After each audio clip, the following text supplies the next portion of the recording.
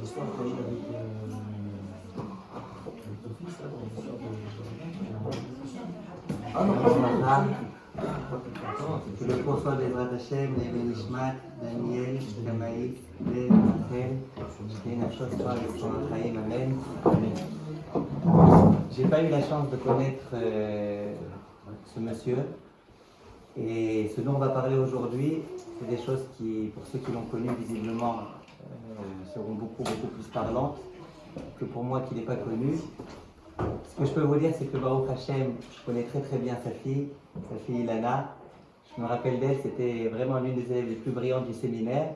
Dites-moi si j'ai une bonne mémoire, vous étiez au fond de la classe, à gauche, à côté d'Odélia Bérévi, c'est là? D'accord. Et à chaque fois qu'il y avait des questions, des réponses, des interventions, c'était toujours Ilana. Une chose, Ilana ne dérangeait jamais. Il y a des filles, à chaque fois, elles avaient des coups pour déranger. Elle, jamais elle dérangeait. Toujours Baruch Hashem, avec intelligence, avec amour de Torah. Baruch Hashem, elle a fait ces choses-là. Et je pense que chez elle aussi, on a vu cette unité du Emet. À chaque fois, elle voulait savoir c'était quoi la halakha, qu'est-ce que la halakha dit dans chaque sujet et comment il faut se comporter.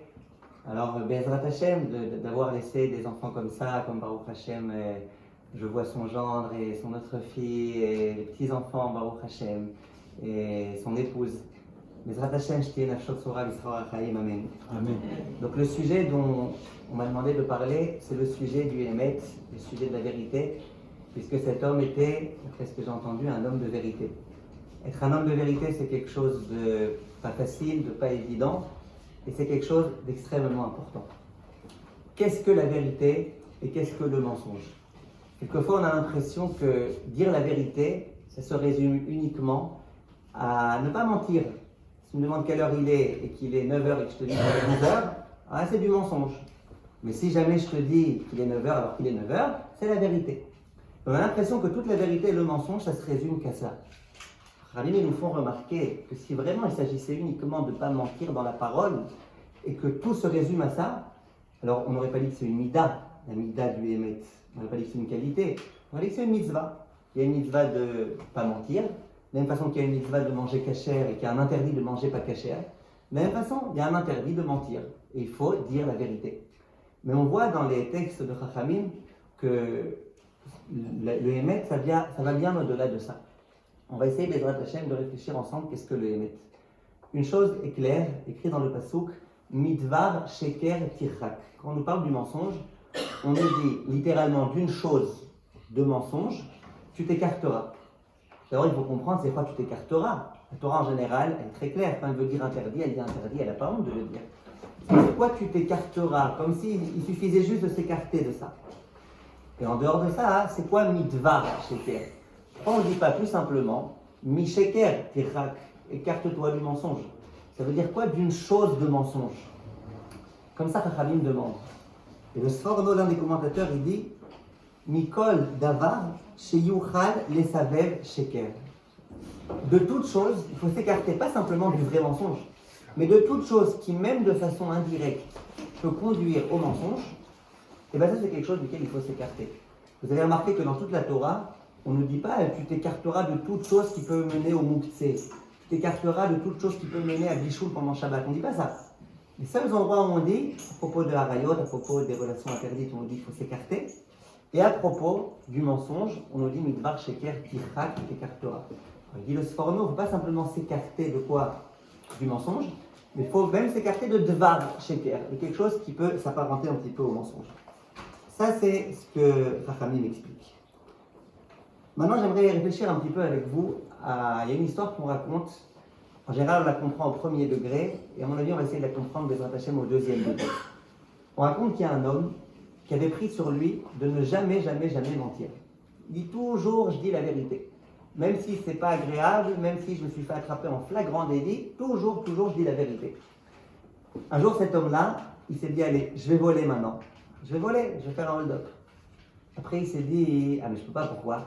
Imagine qu'on m'attrape. Qu'est-ce que je vais dire? Je vais commencer à inventer une histoire, je ne peux pas. J'ai dit que je mentirais jamais.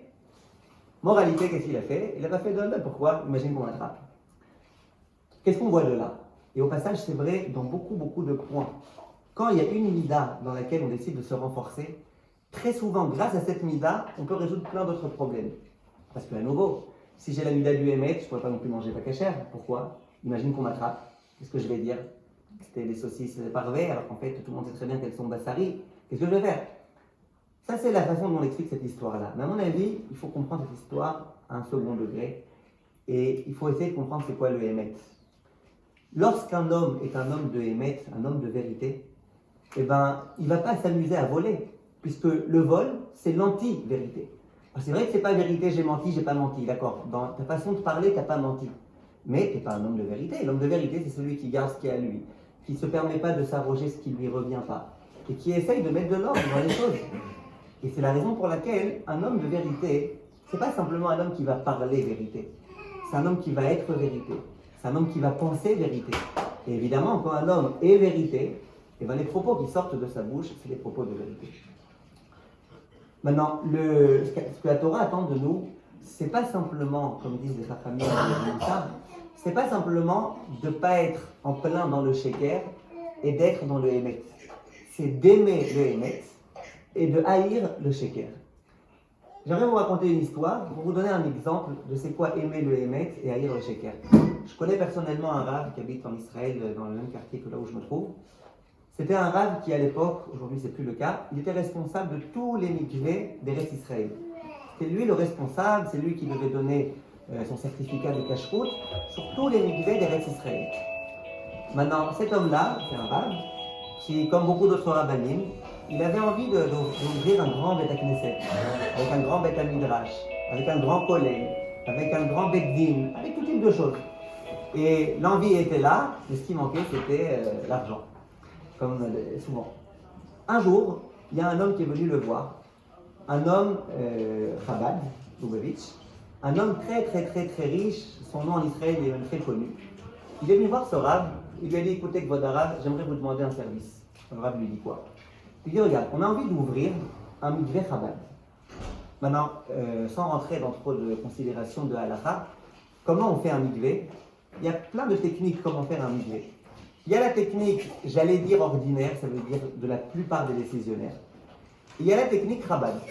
Chabad, ils font différemment, au lieu que le bord de Zria soit à côté, il est en dessous. Bref, c'est pas mon sujet maintenant, le sujet de halakha, mais ils font de façon un petit peu différente.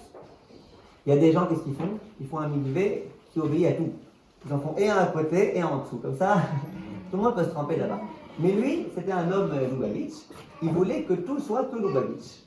Il a lu notre Torah, il lui a dit, écoutez, Kvodarav, et voilà, on va faire ce mikveh. Moi, j'aimerais que toutes les femmes d'Israël puissent se tremper dans ce mikveh. Et pas que les femmes Chabad.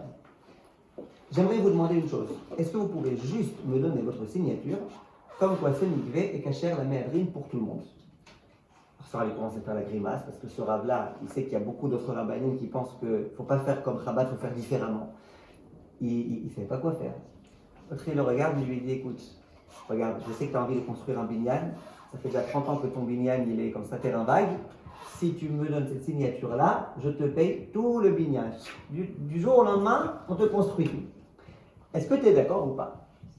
Lui, il commence à voir le binyan, machin, l'argent face à lui, les dollars, machin, il ne sait plus quoi faire, hypnotisé, machin. Il lui dit, non, je ne signerai pas. Moi, c'est mon principe. Mon principe, c'est que si moi, je pense que ce n'est pas méadrine pour tout le monde, eh ben, je ne vais pas écrire que c'est méadrine pour tout le monde. Après, j'ai été le voir, je lui ai dit, mais c'est dommage, hein. Il y a plein de rabbanim qui autorisent. Rav Ovadia, il autorise ce mikveh. Beaucoup de rabbanim, pas que Chabad, autorisent ce mikveh. Il me dit, ouais, mais moi, c'est mon principe. Si jamais je pense que ce n'est pas méadrine pour tout le monde, eh ben, je ne vais pas signer que c'est méadrine pour tout le monde. Là, on a affaire à un homme qui, a priori, il avait tout type de raisons et de justifications à donner pour pouvoir dire que c'est méadrine, surtout qu'il y en a qui disent que c'est méadrine, pour pouvoir avoir son minyan. En plus, c'est pour après faire beaucoup de Torah, beaucoup de machin. Qu'est-ce qu'il fait? Il refuse. Je ne rentre pas dans la question ilkratique, est-ce que c'est vraiment bien, moins bien, méadrine, etc. C'est vraiment pas mon sujet maintenant. Mais ce qui m'intéresse, c'est de me demander comment un homme a été capable de renoncer à de tellement grandes sommes d'argent, avec tous les prétextes de l'Echem Shamaïm, les Zikouya Rabbi, mais tout ce que vous voulez. Tout ça pourquoi? Parce qu'il a une exigence de vérité. Ben, le sabbat de Kélem, il donne une réponse très simple à ça. Le sabbat de Kélem, il dit, si c'est uniquement que tu essayes d'être un homme de vérité, ben, quand la tentation elle est trop grande, c'est elle qui va l'emporter. Quand par contre tu as un amour de la vérité, tu aimes la vérité, tu hais le mensonge. Mais il n'y a plus de question. Ok, j'aime beaucoup ton million, tes 2 millions que tu vas me donner, mais je préfère encore plus la vérité. Et ça, c'est un concept qui est extrêmement important, d'aimer la vérité. Si on n'aime pas la vérité, on va très très facilement faire des embrouilles, et puis si on aime la vérité et qu'on ne supporte pas le mensonge, on pourra avancer. Il y a un concept, je ne sais pas combien en France on mentionne ce mot-là, en Israël on appelle ça Bar Samcha. Dans l'école de Kelem, c'était vraiment, ils mettaient un accent particulier quand ils étudiaient du Moussar, sur le fait que tout homme doit être un Bar Samcha. C'est quoi un Bar Samcha? C'est, après ce qu'on m'a dit monsieur Cohen, le père de Lilala, c'est quoi un Bar Samcha? Bar Samcha, c'est un homme, quand il ouvre la bouche, après immédiatement, il fait ce qu'il a dit. Il ouvre la bouche, il dit qu'il va faire quelque chose. Quand il dit qu'il va faire quelque chose, il va le faire. Quand il pense faire quelque chose, il va le faire. Et c'est hyper rassurant. Quand une femme, elle sait que son mari, il est Bar Samcha, quand un mari sait que sa femme, elle est Bar Samcha, quand elle dit qu'elle a vraiment prélevé la chala, elle a vraiment prélevé, et quand on lui dit qu'il va vraiment revenir à 18h, il ne reviendra pas après 19h, d'accord? C'est quand même être Bar Samcha. Et bien c'est rassurant, c'est bien, ça fait du bien de savoir ça. Il y a d'autres personnes, c'est pas du tout comme ça. Prenons un cas classique, monsieur et madame se promènent dans la rue, ils sont en train de parler, donc de discuter, le monsieur il parle à sa femme, j'arrête sa femme qui parle au monsieur, mais là c'est le monsieur qui parle à la femme. À un moment donné, ils arrivent devant une bijouterie. La femme, elle reste comme ça clouée, lui il n'a même pas remarqué, il continue à marcher comme ça, et il continue à parler comme ça, il ne sait pas qu'elle est à côté de lui. Au bout de 300 mètres, il voit qu'il n'y a pas de répondant, il se retourne, il la voit comme ça là-bas, bloquée devant la bijouterie. Il dit, tu viens? Elle dit, tu sais, dans 3 jours c'est mon anniversaire. Oui, alors, quel rapport? Il dit, tu vois, cette bague-là, je la veux. Ok, pas de problème, gentleman et tout. Il rentre dans la bijouterie. Combien elle coûte cette bague? 3 000 euros. Quoi? 3 000 euros. Alors, sa femme, elle dit, tu m'as dit que c'est bon, hein, tu me l'achètes? On verra. Alors ça, on verra, ça veut dire laisse tomber. Maintenant, elle dit, ah, mon mari, elle dit, on verra, il est gentil, hein, mon mari, on verra. Ok, au bout de 3 jours, alors t'as vu? J'ai vu quoi? J'avais quelque chose à voir. Et tu m'as dit, tu verrais. Ça, c'est quelqu'un qui n'est pas Bar Samcha. Si tu parles, fais attention à ce que tu dis. Comprends que tes propos, ils ont un sens. Comprends qu'il faut que tu fasses attention à ce que tu dis. Alors ça, c'est un concept qui est extrêmement important. Nous, souvent, on prend ça un petit peu à la légère. Ok, j'ai parlé. Et alors quoi si j'ai parlé? Ça va. C'est la façon de parler. Non. Quand on parle, eh ben, il faut faire attention, Bezrat Hashem, à obéir ce qu'on fait. C'est ce qu'on dit. Maintenant, ce que j'aimerais essayer de comprendre avec vous, c'est de savoir, juste à propos de Bar Samcha, j'aimerais quand même vous dire encore un petit quelque chose. Il y a un grand concept qui est très fréquent, il y a des gens qui passent leur temps à répéter ça. Moi, je connais des femmes, quand elles parlent, en 3 phrases, elles disent 10 fois ce mot, le mot blinéder.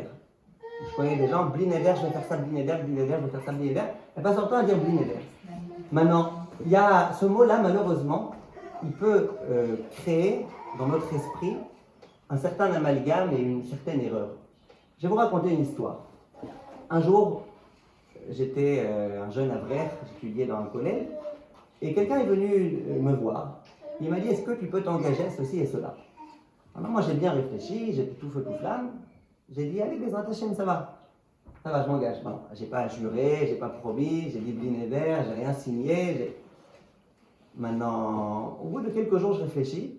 Et je me dis, ouais, non, mais en fait, cette cause-là, je ne pense pas que c'est une cause qui mérite vraiment. J'avais des bonnes raisons de pouvoir me désister de cette tâche. Maintenant, je me suis dit, mais bon, j'ai quand même dit que j'allais le faire. Alors, qu'est-ce que je fais? Je fais pas. À ce moment-là, j'ai été voir le Rav Yitzhak Yerucham Borudiansky. C'est le genre du Rav Shlomo Zalman Auerbach.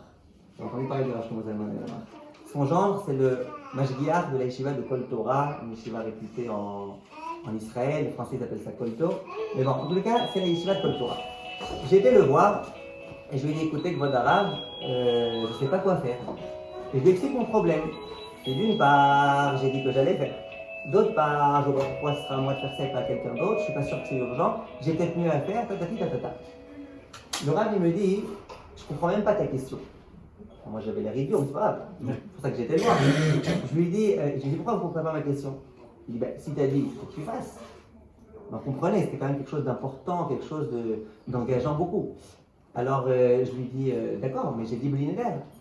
Et il m'a regardé comme ça. C'est la première fois de ma vie que j'entendais quelqu'un qui me parle comme ça. Il me dit, et qu'est-ce qu'il y a si tu as dit blinéder? Ça fait quoi que tu as dit blinéder? Bli neder, et alors quoi? Bli neder, tu fais ce que tu veux.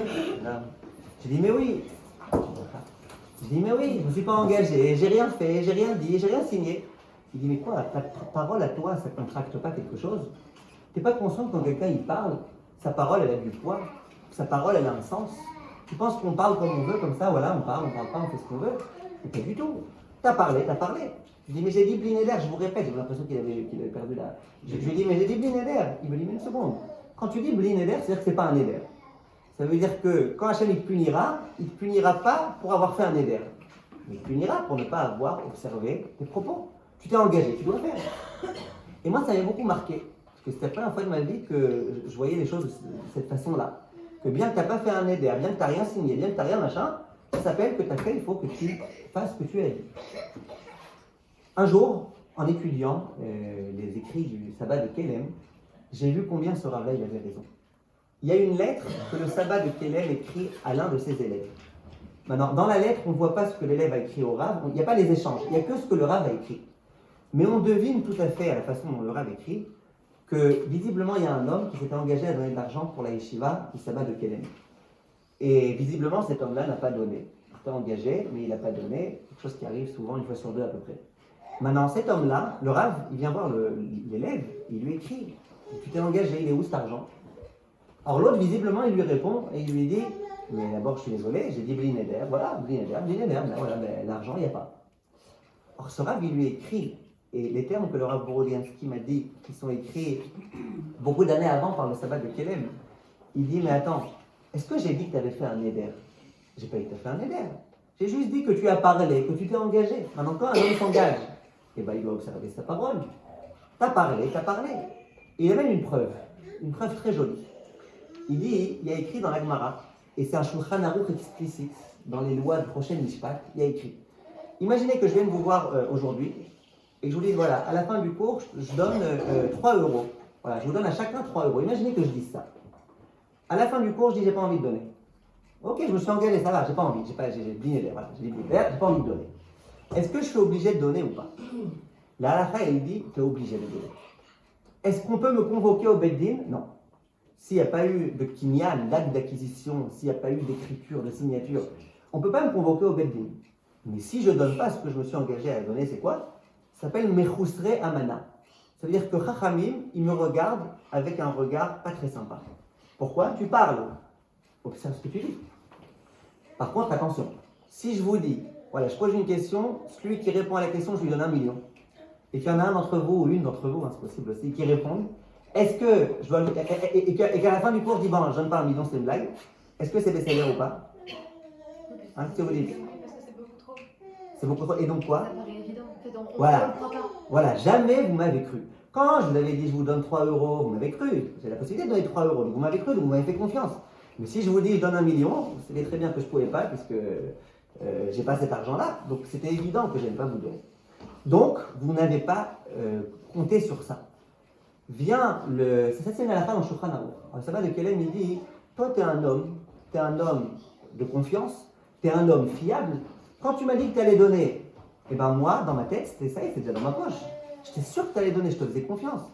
Il lui dit en plus, tu n'as pas dit Efshar, tu n'as pas dit peut-être que je te donnerai. Tu as dit je te donnerai. Bli neder, ok, mais tu as dit je te donnerai. Et il dit, un homme comme toi qui me dit je donnerai, dans ma tête, c'est je donnerai. Donc, si vraiment tu peux plus, ok, alors tu peux plus. Mais ne commence pas à dire j'ai dit Bli neder, donc ça ne m'engage pas. Donc on voit c'est quoi être un homme de vérité. Un homme de vérité, c'est quelqu'un qui n'essaye pas de trouver sans arrêt des excuses pour se défiler à ses devoirs. Tu as parlé, tu as dit quelque chose, tu dois faire. Et une fois, une élève qui m'a téléphoné, une histoire qui m'a beaucoup marqué. Une élève qui m'a téléphoné et qui m'a dit, regardez Rav, j'ai une question. Je lui ai dit, posez-la. Elle me dit, c'est pas pour moi, c'est pour ma tante. Comme si, Arnaud, si c'est pour sa tante, je vais répondre différemment que c'est pour elle. Je dis, posez, toi, ta tante, ça change rien. Elle me dit, ma tante, c'est une femme qui n'est pas religieuse. Pas religieuse du tout. Et il y a un grand Rav qui est venu ici en Israël. Et cette femme-là, eh ben, elle voulait une bracha de la part de ce Rav parce que elle est en train de souffrir, elle a beaucoup de problèmes dans sa vie et elle aimerait avoir des délivrances. Je lui dis, bon, très bien. Donc elle a été voir ce Rav. Ce Rav, à ce qui paraît, lui aurait dit, dites-moi madame, est-ce que vous êtes prête à observer le Shabbat? Cette femme, elle aurait dit oui. Oui, je suis prête. Si il n'y a pas le choix. Si il y a que ça pour. Et le Rav lui aurait dit ok, alors voilà, je vous donne une bracha, et le Shabbat il vous donne une bracha, et Hachem il vous donne une bracha, et voilà. J'ai dit bon, très bien. Alice au pays des merveilles. Chouva en 1 minute 30. Chazak. Elle va que moi j'arrive à faire ça Chouva aux gens tellement rapidement.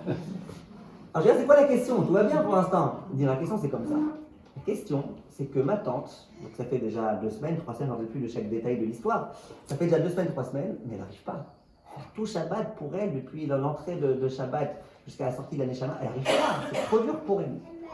Je lui dis, alors qu'est-ce que vous voulez, que je lui donne une autorisation de ne pas faire? Elle me dit, non, pas exactement, je vois. Elle me dit, mon Shabbat, elle ne peut pas. Mais son problème, c'est sa parole. Elle me dit, je me suis engagée, j'ai dit au Rav que je ferais. Il n'y a pas un moyen de se désaliéner d'une parole qu'on a dit. Alors, bien sûr qu'il n'y a pas de moyen, je ne peux pas faire une Atarat Nedarim, d'être Shomer Shabbat, je ne peux pas, je trouve un Dayan. Voilà, c'est que la Torah. On s'est engagé, on est déjà tous engagés il y a longtemps. Merci, d'accord. Mais ça serait facile, excusez-moi, ça serait facile de s'engager. Hein, et il va falloir préférer Tarat Nedarim. Je ne crois pas que les rabbinim, non. Exactement. Moi, je suis dans le cas de plusieurs personnes, je suis dans des associations de loi salée. Il y a des gens, lorsqu'on fait la soirée, là, ils font des mots, ils prennent des choses, mais ils ne règlent pas. Qu'est-ce que vous allez faire? Vous ne pouvez pas les mettre en bougie pour le reste. Qu'est-ce que vous allez faire? On dit qui viennent à secours. Moi, je dis merde. Je ne veux pas les mettre. Vous avez raison, il faut être moqueur, vous avez raison. Ouais. Même Bénéméder, on le dit. Bah ouais, ça résout pas tout. Ça ne sert à rien. Donc moi, ce que je lui ai dit à cette dame-là, à cette fille-là qui m'a téléphoné, je lui ai dit, regardez, c'est des solutions, j'en ai pas, je n'ai pas de solution magique. Je lui ai dit, par contre, vous irez voir votre tante et vous lui direz de ma part que le Rav auquel vous avez posé la question, il était épaté par sa grandeur d'âme. Elle me dit, pourquoi épaté? Je lui dis, une femme qui fait rien en Torah, ni Shabbat, ni pureté familiale, ou rien, elle fait rien, mais qui comprend que quand tu ouvres ta bouche, que tu parles, que tu dis quelque chose, ça a du poids, c'est quelque chose d'extraordinaire. C'est-à-dire que cette femme-là, elle a une conscience. C'est-à-dire que cette femme-là, sa bouche, ça a du poids. Sa parole, ça a du poids. Mais une femme comme ça, elle progressera dans sa vie. C'est pas aujourd'hui, c'est demain. C'est peut-être ce Rav qu'on reviendra la prochaine fois. Cette fois-ci, elle prendra vraiment sur elle Shabbat. Je sais pas. Mais quand quelqu'un, il est conscient qu'il est important et que sa parole a du poids, c'est quelqu'un de Hémet. Quelqu'un de Hémet, il pourra Bezrat Hashem avancer.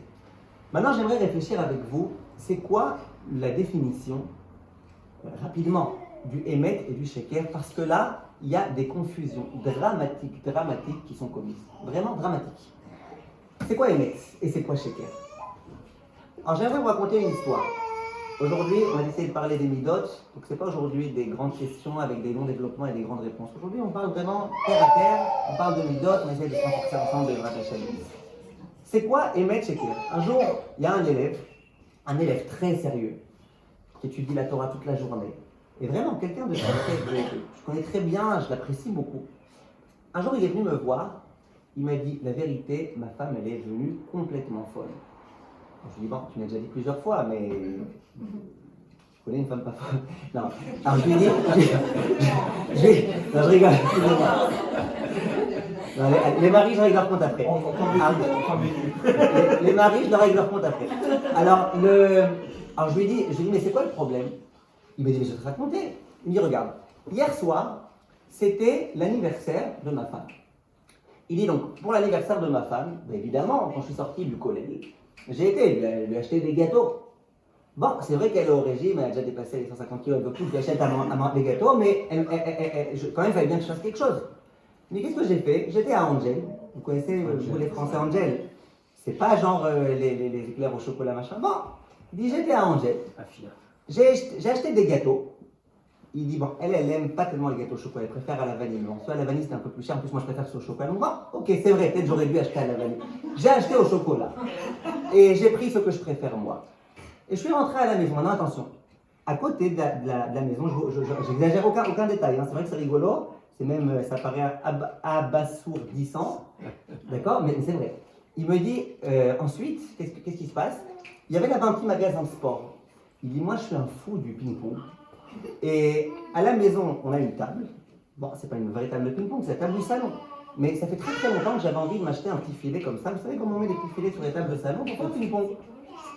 Il dit, qu'est-ce que j'ai fait? Qu'est-ce que j'ai Et fait? la bague alors? Hein? Et la bague alors? Quelle bague? On a dit on verra. C'est pas les mêmes. Ah, il dit, on verra, c'est quelqu'un d'autre ça. Alors il dit, il a acheté un filet. Il dit, j'ai acheté un filet. Et puis voilà, ça fait tellement de temps que je voulais, etc. Alors ma femme à chaque fois elle me disait, mais non, ça va abîmer la table et tout, machin. Mais... Ah, c'est pas grave, c'est ta mère qui l'a acheté cette table, c'est pas grave, on l'a vu. Et Bekitso, il était très embêté. Il était très content.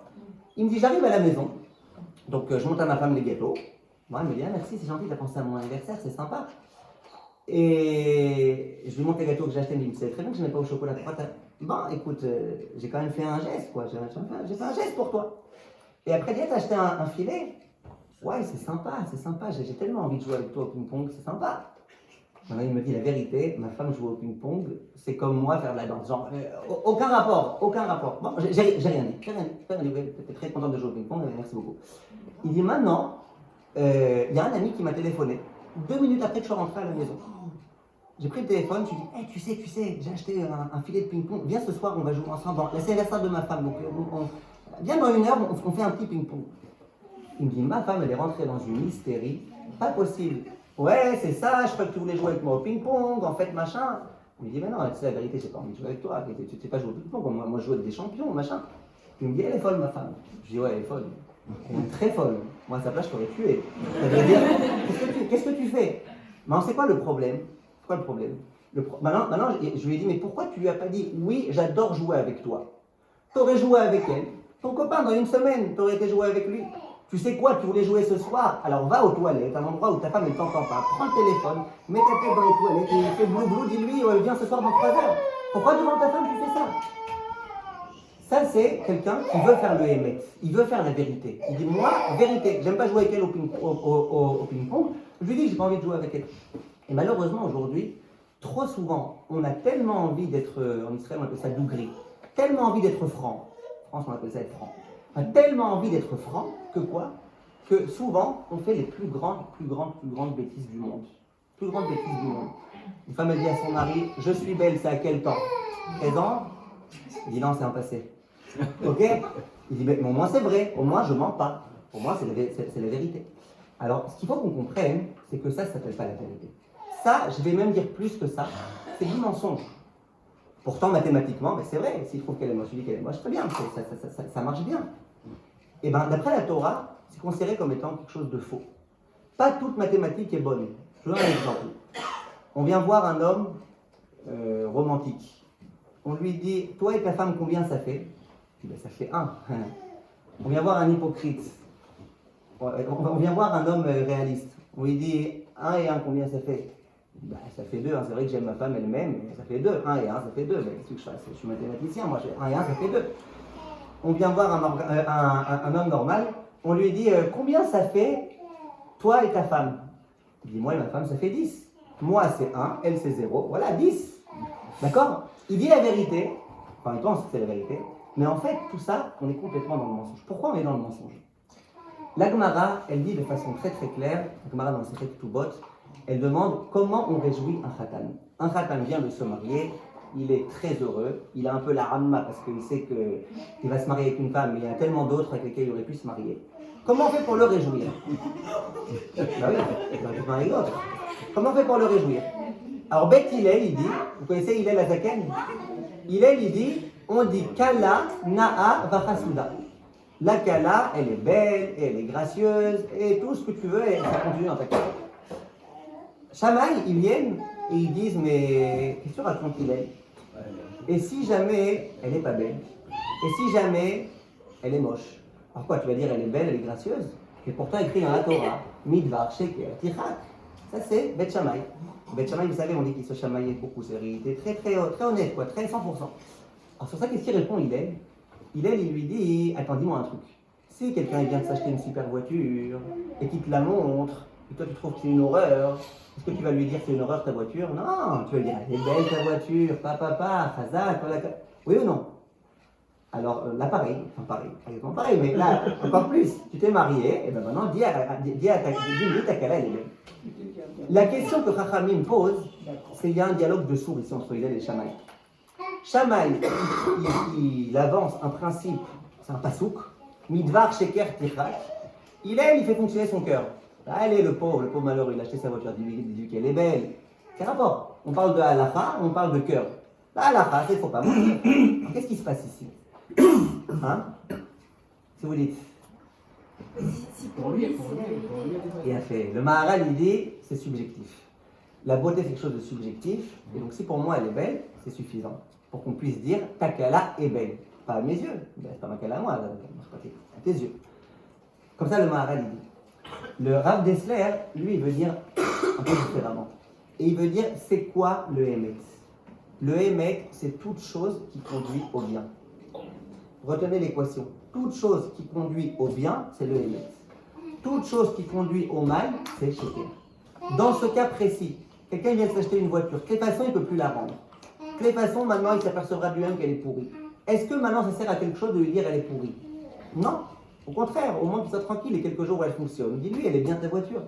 Il s'est marié avec une femme, dis-lui, elle est bien ta femme. Tu trouves qu'elle n'est pas belle, c'est pas grave. Maintenant, ce qui va construire, ce qui va rajouter dans la sérénité du couple, c'est quoi? C'est que tu dises qu'elle est belle. Alors dis-lui qu'elle est belle, qu'elle est gracieuse, qu'elle est gentille, qu'elle est radicale, qu'elle est ceci, qu'elle est cela. Vous comprenez? Donc ça, c'est la définition de qu'est-ce que le Hémet et qu'est-ce que le Sheker. Et malheureusement, il y a beaucoup de gens qui se trompent et qui vont dire du mensonge, dire la vérité, alors qu'en fait, il s'avère que c'est du mensonge. Il faut faire très attention, il faut toujours se demander qu'est-ce que l'autre a besoin d'entendre. Il ne faut pas être hypocrite, mais il faut se demander qu'est-ce que l'autre a besoin d'entendre, qu'est-ce qui va faire que l'autre se sentira mieux. Et on voit dans beaucoup de textes que même à Kadosh Baruch Hu, il a été Meshalem Mipnei Shalom, plein de textes, c'est pas tellement le moment de rapporter. J'aimerais, Bezrat Hashem, passer à encore une petite partie de réflexion. La réflexion est la suivante. En tant qu'éducateur, en tant que parent, en tant qu'enseignant, on va avoir avec le MS un très grand problème. Et je vais vous dire c'est quoi ce problème. Tout d'abord, il faut qu'on sache une chose. Ce que les Chachamim de Moussar disent, Emet Sheker, à la rigueur, c'est assez facile de s'en sortir. Mais quand c'est pour une mitzvah, ça devient beaucoup plus difficile. Parce que la mitzvah, elle a un bon dos. Quand c'est pour la mitzvah, ok, c'est vrai que c'est pas très glas de gagner l'argent comme ça, mais tu comprends, c'est pour un collègue. C'est vrai que c'est pas très droit, mais tu comprends. Comment on dit? La fin justifie les moyens. J'ai l'habitude de dire la fin FAIM justifie les moyens. Tu demandes à quelqu'un, tu prends ce verre cher, ça dépend si j'ai faim ou pas. D'accord? En tout cas, les maasés, les gens, qu'est-ce qu'ils font? Les gens, souvent à cause de la mitzvah, ils se permettent de faire tout type de choses. Et des choses quelquefois très graves. Alors, ce qu'il faut savoir, c'est que le Hémet, c'est quelque chose qui est vrai même dans la mitzvah. Et j'aimerais vous donner un ou deux exemples et qu'on essaye comme ça de réfléchir à un point très important. Il y a un Rav qui s'appelle le Rav Moshe Levi, c'est un Rav tunisien, il écrit des livres de Halakha, Menuchat Ahava, Birkat Hashem. Et ce Rav-là, il raconte que pendant des années et des années, quand il enseignait les Halakhot de Hanouka, il y avait une Halakha de laquelle il ne parlait pas. C'est pas vraiment une Halakha, c'est plutôt un Inyan, mais duquel il ne parlait pas. C'était quoi? C'était qu'il y a écrit dans certains Sfarim que c'est bien d'avoir une Hanoukia en vrai argent, en argent massif. Le Rav, pendant des années et des années, il ne disait pas ça, bien qu'il le savait, il ne le disait pas. Pourquoi? Il disait, moi, j'ai pas d'argent pour m'acheter une Hanoukia comme ça. Moi-même, j'en ai pas. Je ne vais pas faire Zarma pour s'acheter une Hanoukia comme ça, or que moi-même, j'en ai pas. Et les gens, si je leur dis c'est hyper important, ils vont croire que moi, j'en ai une, or que moi, j'en ai pas. Et donc quoi? C'est un petit peu un manque de vérité. Et donc, je ne me permets pas. Et pendant des années et des années, ce Rav-là, il n'enseignait pas cette halakha. Pourquoi? Par souci de vérité. Si on réfléchit encore un peu, il y a un autre Rav, par exemple, qui s'appelait le Rav Nachum Zehev de Kélem. Lui, il dit, moi, quand je vois le Sefer Torah à la synagogue, je l'embrasse pas. Pourtant, c'est important d'embrasser le Sefer Torah, il y a écrit dans le Harizal, etc., qu'à chaque fois qu'il y a le Sefer Torah, c'est bien de l'embrasser. Dans beaucoup de communautés, les gens presque se tuent pour pouvoir embrasser le Sefer Torah. C'est important. Il dit, mais moi, je ne le fais pas. Pourquoi? Il dit, parce que je ne suis pas sûr que je suis arrivé vraiment au niveau de tellement aimer la Torah que je l'embrasse comme on embrasse quelque chose qu'on aime. Et les gens qui vont me voir embrasser la Torah, ils vont croire que je suis un amoureux de la Torah. Mais je ne sais pas si je suis déjà arrivé à cette darga. J'espère un jour y arriver, comme le Harizal. Lui, le Harizal, il l'embrassait parce qu'il aimait. Moi, je ne sais pas si je suis arrivé à cet état-là. Il continuait, les Chachamim du Moussar, quand il parlait de vérité. Et il disait, attention, quand tu te promènes dans la rue, quand tu te comportes, comporte-toi comme quelqu'un de normal. C'est pas la peine que tout le monde voit quand tu te comportes quelque part que tu es le plus grand sadique du monde et que tu es le Gdol Ador et que tu es les... Comporte-toi normalement, marche normalement. Il y a des Chachamim qui disent quand tu pries, si ça te donne beaucoup de kavana de te faire comme un ventilateur, fais-le. Et si ça te donne pas beaucoup de kavana, ça va, calme-toi. C'est pas la peine que les gens ils pensent que tu es en train de dépasser tous les cieux pour arriver jusqu'à Kadosh Baruch Hu, alors que toi tu es en train de penser à la Dafina et au machin. Donc c'est pas la peine de faire semblant. Donc on voit qu'il y a un souci, une exigence de vérité, de faire très attention. Qu'est-ce que les gens vont penser de moi? Si les gens pensent de moi plus que ce que je suis, ça peut être un problème. Et là, on arrive vraiment à un souci. Un jour, on a été voir le Rav Broide, on lui a posé la question. Imaginez que moi, on me demande par exemple de parler du Emet. Imaginez. Et que moi, je ne suis pas parfait en Emet. Alvaï qu'un jour je le sois.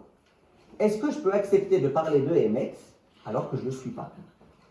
Ou alors, on me demande de parler de Zrizout, on me demande de parler d'empressement.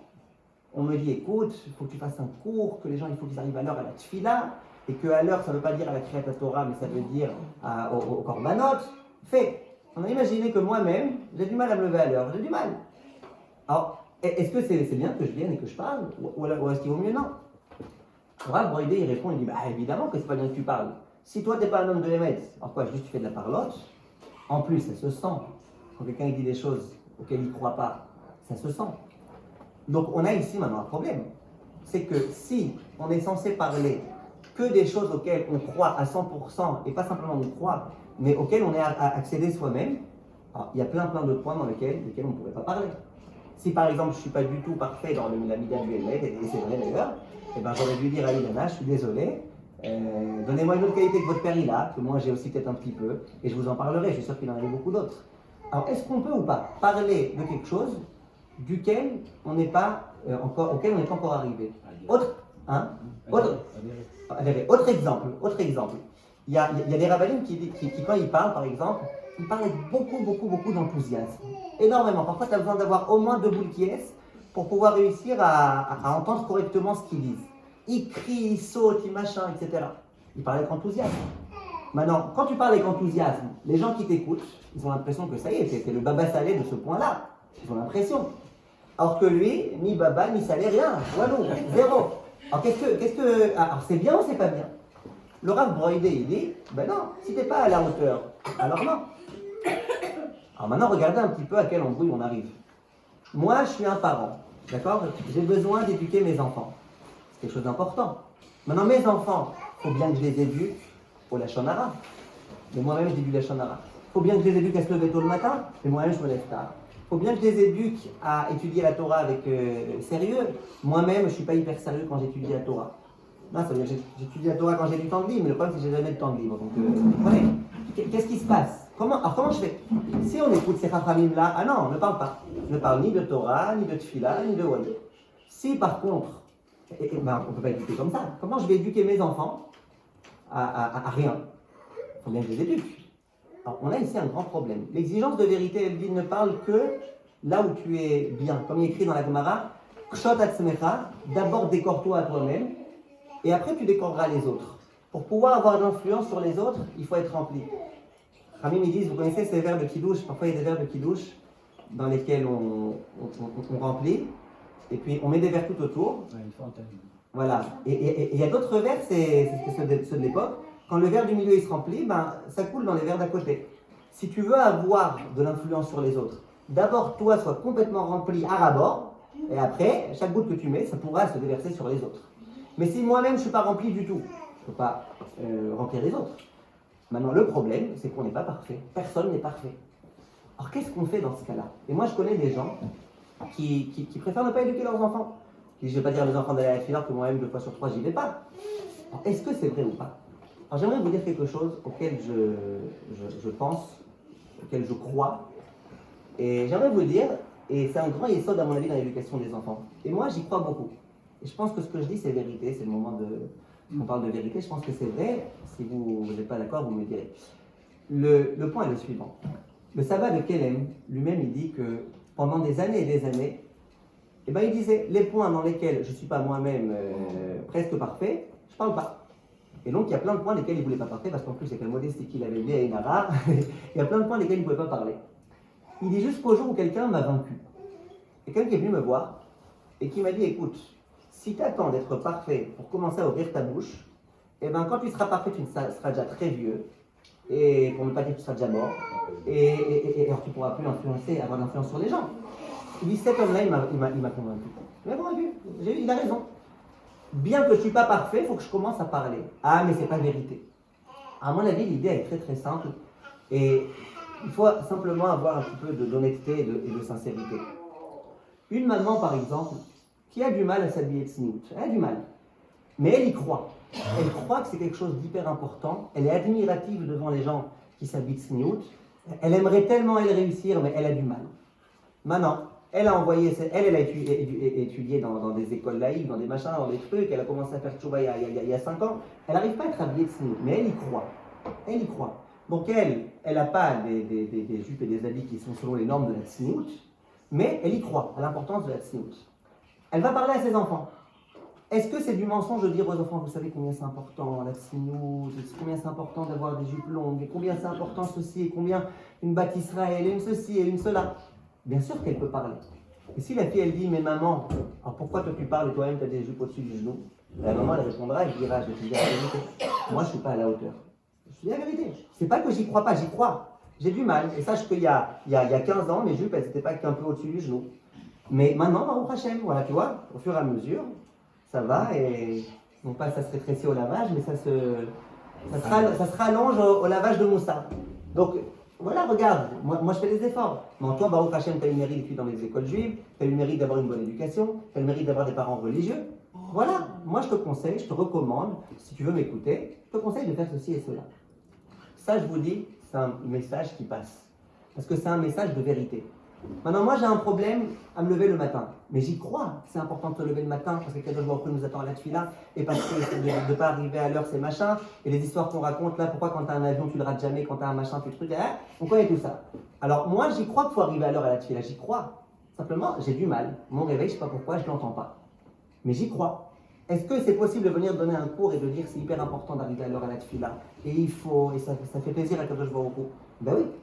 Maintenant, si j'y crois pas, et que je parle, ça c'est du mensonge. Et c'est du vrai mensonge. C'est quoi la vérité, la différence entre un vrai rave et un faux rave, et un ravin? C'est que le rave, lui, qu'est-ce qu'il fait? Le vrai rave, c'est celui qui dit ce en quoi il croit. Le faux, c'est celui qui dit ce qu'on a besoin d'entendre. Les gens, ils ont besoin d'entendre ça, il va dire ça. Et en fait, souvent, c'est pas vrai. L'exigence de vérité, c'est de dire uniquement ce en quoi tu crois. Et d'y croire véritablement, et d'essayer d'enseigner, de donner des leçons par rapport à ce que tu crois. Donc, on voit ici se dessiner face à nous une image de ce que c'est que le Hémet. Le Hémet, c'est essayer, dans les moindres détails, de procéder de la vérité. Pour aller maintenant juste un tout petit peu vers les extrêmes, on s'arrêtera sur ça, Bezrat Hashem, le Rav, le sabbat de Kélam, il dit que même quand quelqu'un y soupire, il faut qu'il soupire selon la mila du Hémet. Ça veut dire quoi? Ne soupire pas plus que le mal que tu as. Parfois quelqu'un il a un tout petit souci et d'abord sachez que la Gemara elle dit que de soupirer ça casse la moitié du corps de l'homme. Donc soupire 2 fois, au revoir, à bientôt, à jamais. Et en plus, comme ça Gemara elle dit, et en plus, il y a des gens qui soupirent beaucoup, qui soupirent plus que ce qu'ils ont. Et on raconte qu'un jour, le sabbat de Kélam, on lui a dit, tu sais, ta Favruta, son ami, son compagnon d'études, il est très malade. Et il pleure, et il crie, et il gémit, et machin. Il a vraiment très mal, il est très malade, il était sur son lit d'hôpital. Et tout le monde essayait de le calmer, et le doliprane, et le machin, rien n'a marché. À un moment donné, le sabbat de Kélam est venu lui rendre visite. Dès que le sabbat rentre, l'autre, ça y est, il se calme, il se tait. Alors le sabbat, quand il sort, on lui dit, mais quoi, quel rapport? Pourquoi dès que t'es rentré, il s'est calmé? Il dit, je vais te dire la vérité. Nous, on a travaillé ensemble en Favruta pendant plusieurs années, j'en sais plus combien, pendant plusieurs années sur la mila du Hémet. Et nous, on est arrivé à des conclusions très claires, c'est quoi le Hémet? Et nous, on s'est dit que si tu fais semblant que tu as mal plus que ce que tu as vraiment, c'est déjà pas du Hémet. Et donc quoi? Et ben, dès qu'il m'a vu, il s'est rappelé de tout ça, il dit, bon, allez, peut-être que je pleure un peu plus que ce que j'ai vraiment mal. Il préférait se taire au moins comme ça. Ça, c'était l'exigence. Dans le Beth Midrash de Kelem, il faisait attention. Si vous me demandez quelle heure il est et qu'il est 38, il ne dit pas il est 40. Il dit il est 38. Si vous me demandez est-ce qu'il pleut et que je suis rentré à la maison il y a 2 minutes, eh ben je vous dis il y a 2 minutes, il ne pleuvait pas. Maintenant, j'en sais rien. A priori, on a l'impression que c'est un peu exagéré, bon ça va, on a bien compris que quand on te demande s'il pleut, c'est qu'il pleuvait. Non, même dans les moindres détails, ils essayaient de faire en sorte à ce que tout soit aimé. Pourquoi? C'est quoi le but? Eh ben, le but, à mon avis, c'est que l'homme, il s'habitue à devenir aimé. Quand on s'habitue même dans les détails, même dans la façon de parler, dans tout ce qu'on fait, quand on s'habitue à être des gens de Hémet, finalement, on se transforme. On devient des gens qui sont des gens de vérité.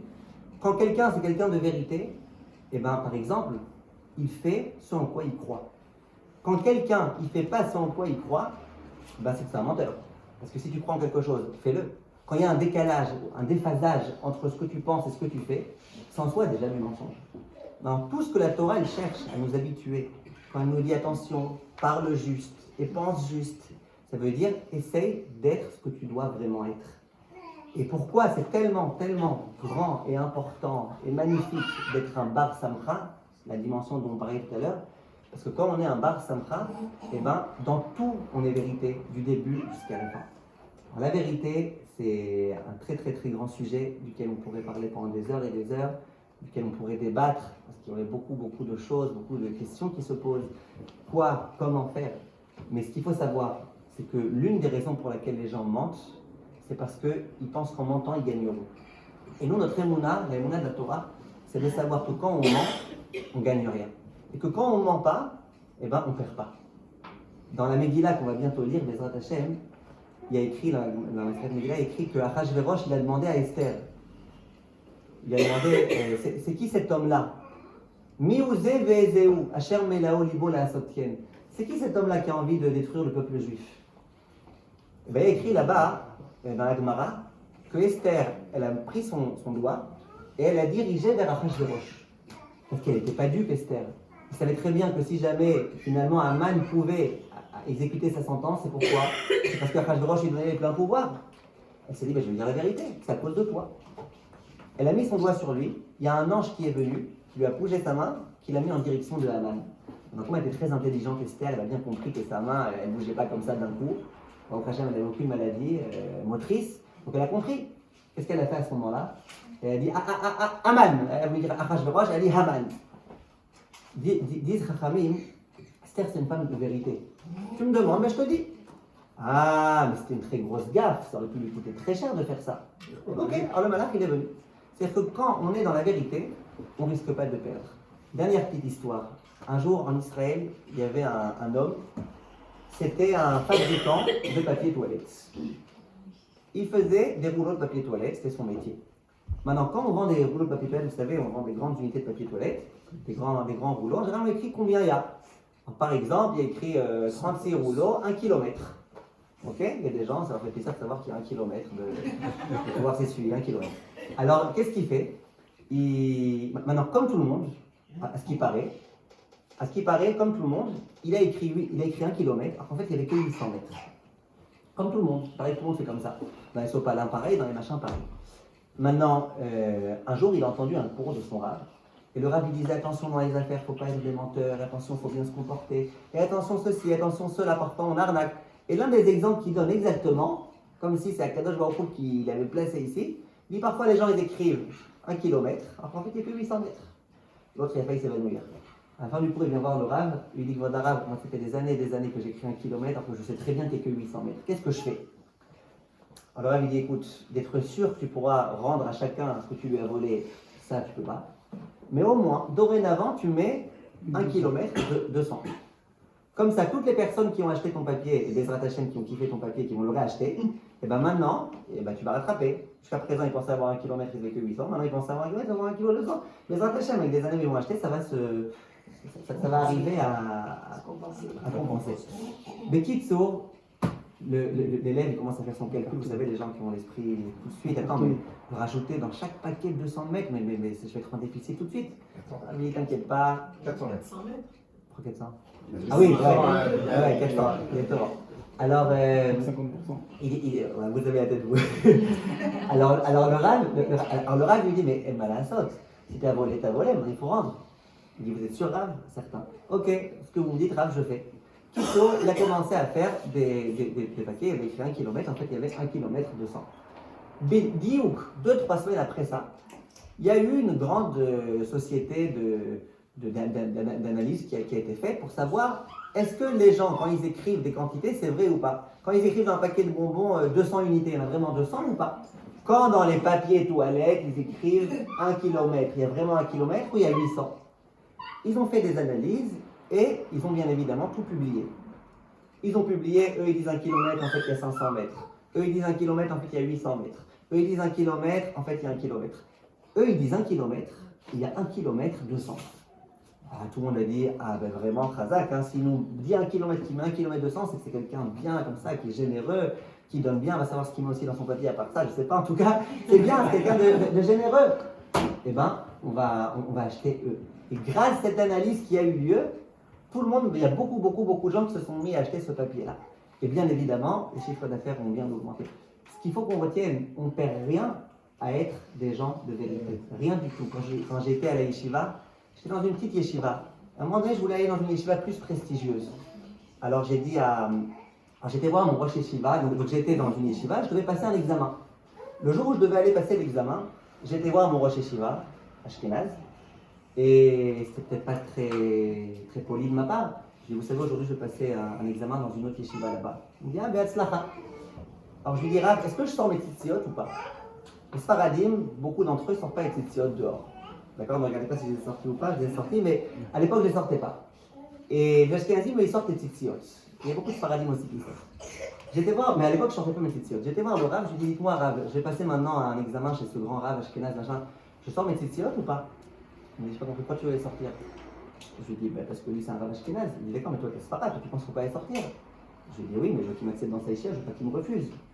Il me dit, ok, mais c'est pas parce que tu vas étudier dans sa yeshiva que tu deviens Ashkenaz. Alors quand tu seras accepté dans sa yeshiva, tu as envie de faire différemment des autres, je comprends. Mais aujourd'hui, quel rapport? Je dis, quoi, vous ne pensez pas que c'est une yeshiva de loot à faire? Il me dit, ben non. Sois ce que tu es. Si Hachem il veut que tu réussisses, il faudra te faire réussir avec des tzitziot devant, des tzitziot dehors, parce que tu as besoin de tzitziot pour répondre à des questions de Gemara. Et donc, Béhémet, j'étais passé le Mifran avec mes tzitziot dedans, si je me rappelle bien.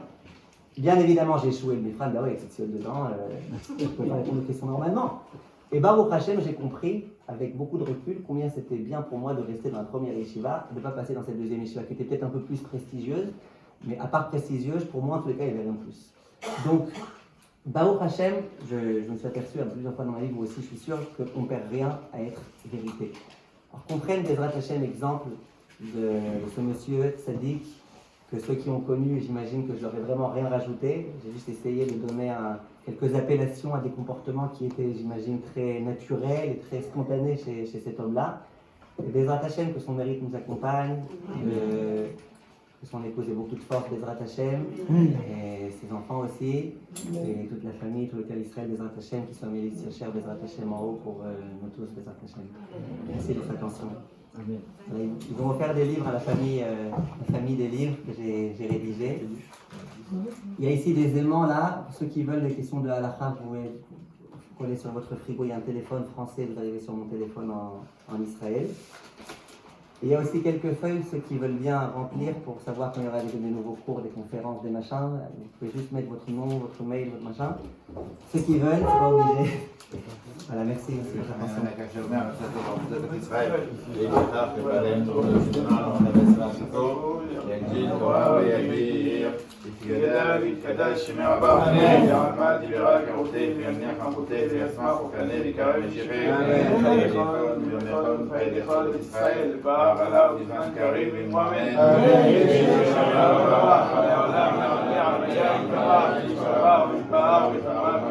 من هدار من علي من هلال شرين من شاب ريكو يعني لا من كل بخطا شغطا تشفغتا من حمتا لا من عنده عمار من مؤمن عن إسرائيل وعن غنان وعن بديلوت وعن كل بديلوت الإتيوت ديالين راسين وعيتا كدشتا بقى الذي بقول الدار يلنا ولهون وخل شلما كتاب كتاب خير خير مزنير خير رحمه من قدام إلى مريش ميا وعرب مؤمن إيش لما ربنا شميا إسرائيل سبع بشوا من حمام شزبا وفوا وبلا واستقال فقرار وعبار وسلا لا يخرج إسرائيل مؤمن وسي شلام مما برحمة يسلم علينا وعلى كل إسرائيل مؤمن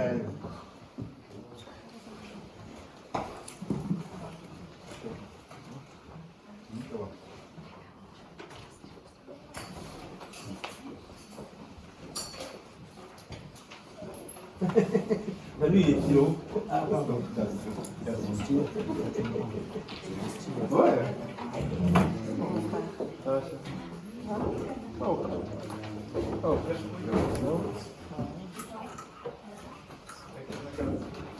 Qui a besoin de stylo?